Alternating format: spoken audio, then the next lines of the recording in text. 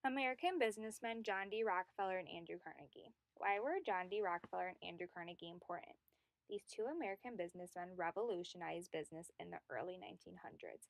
They had large companies, Andrew Carnegie owning Carnegie Steel and John D. Rockefeller owning Standard Oil. Even though they were important businessmen, they did a lot of philanthropy work and donated vast amounts of personal money. John D. Rockefeller. Rockefeller's early life. Rockefeller was born in 1839 in Richford, New York. Early, his family moved to Cleveland, Ohio. He was not afraid of hard work and had a variety of different jobs growing up. During the Civil War, Rockefeller surveyed the oil business and believed this is where he'd make a name for himself. In 1863, he opened his first oil refinery, and in 1870, he decided to start Standard Oil with his brother William Rockefeller and Henry Flagler, their business partner.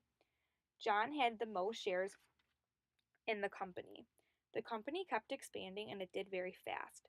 Rockefeller bought out smaller oil refineries in Ohio, and Standard Oil owned 20 Cleveland companies by the end of 1 month in 1872, thus being called the Cleveland Massacre. Also, the company expanded by keeping production costs down and receiving reasonable rates on the railroad from Cornelius Vanderbilt. And he would buy out his competitors. That was the main way of expanding his business. By the mid 1870s, the company absorbed or forced other companies out of business. These actions by Rockefeller were leading Standard Oil Company to become a monopoly. For example, after he expanded to New York and Pennsylvania, he controlled one half of Pittsburgh Oil, and by 1879, he owned 90% of America's oil production. In 1880, he made Standard Oil of Ohio and placed stock in it controlled by a board of trustees, creating the first trust. Many believe that he did this by illegal business actions. He was investigated in 1888, and in 1906 he was brought to court again. The trial took place in 1908 and was decided that due to the Sherman Antitrust Act, which was meant to limit monopolies, that the company had to split. By the 20th century, they were not as big of a company as they were before and merged with Vacuum Oil Company. The Standard Oil of New Jersey became the Exxon Corporation. After his company, he started to focus on charity work. John D. Rockefeller believed in large donations that would make large impacts. His main focus was higher education, and he played a key part in building the University of Chicago. At first, he donated $60,000, but in the total amount, he donated $30 million. He also funded the Rockefeller Medical Research Center and created the Rockefeller Foundation. This was done by donating 73,000 shares worth $50 million.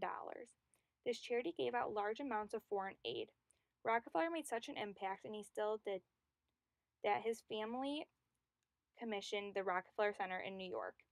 At his death, he was worth $340 billion today. Andrew Carnegie is one of America's most famous industrialists and is an example of the American dream, immigrating from Scotland. He was a very hard worker and became a telegram messenger working with Thomas Scott. This is where he learned to make money. He was traveling to Britain and saw their demand for iron and steel, sparking his interest. In 1870, he created the J. Edgar Thomson Company that turned into the Carnegie Steel Company. By 1870, he invested all of his money in steel. He had ties with European companies and had worked with steel industry leader Henry Bessemer, who taught him how to make high-quality steel and manufacture it at low cost. This is how he revolutionized the business industry.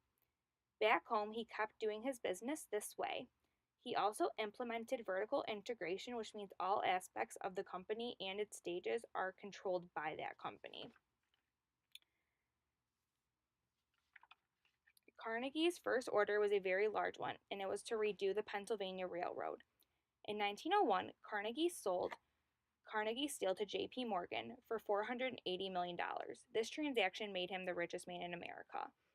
Andrew Carnegie was a true philanthropist. He gave over $350 million, which would equal billions today, showing just how successful he truly was. One organization he created was the Carnegie Corporation of New York. This was the largest trust ever set up at the time in 1911. It was designed to expand education something Carnegie was passionate about. Carnegie spent $55 million on building libraries. Another donation by him was the Carnegie Mellon University. He donated $1 million to create the university for the working class men and women in Pittsburgh so that they could get an education. Carnegie Hall was one of his most well-known achievements. It would cost him $1.1 million, around $25 million today. It's known as America's best music hall. Another reason he was so invested in philanthropy was he wrote the Gospel of Wealth. The Gospel of Wealth explained that there was a major inequality between the rich and the poor, and that it was the richest job to use their money for better use, and that they should be a part of philanthropy. Also, that wealth is not only spent but should help produce more wealth, allowing the poor to develop wealth. In conclusion, these two men were important in American business because they helped innovate it. They not only gained a lot of personal wealth but redistributed out their wealth to help the common good.